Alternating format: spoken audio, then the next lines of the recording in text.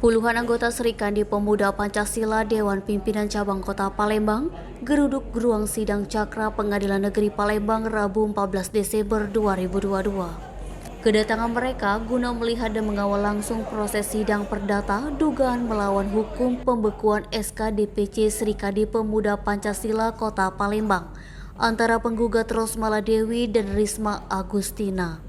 Sementara pihak tergugat yaitu DPW Serikandi Pemuda Pancasila Provinsi Sumatera Selatan turut tergugat Sunna NBU SHMH serta Heni Rahayu SH.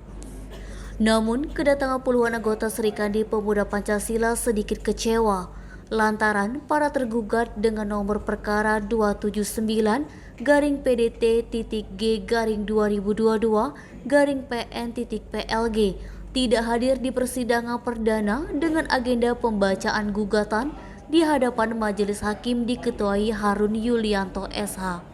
Hakim Ketua Harun Yulianto sebelum menutup sidang menegaskan akan memberikan kesempatan 1 minggu kepada pihak tergugat untuk hadir langsung di persidangan.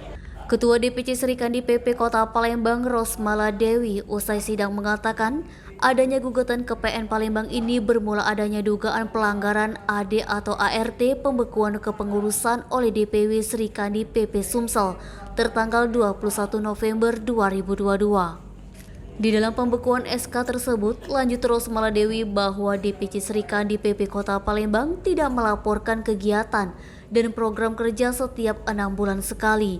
Padahal DPC Serikandi PP Kota Palembang baru terbentuk lebih kurang 3 bulan. Sehingga menurut mereka suatu kewajaran jika belum adanya laporan dari DPC kepada DPW Serikandi PP Sumsel. Di samping itu juga, dalam gugatan ini juga bermula tidak adanya pembinaan yang dilakukan baik dari ketua dan fungsionaris DPW Serikandi PP Sumsel kepada pengurus ataupun kepada unit kerja Serikandi Pemuda Pancasila yang ada di Kota Palembang.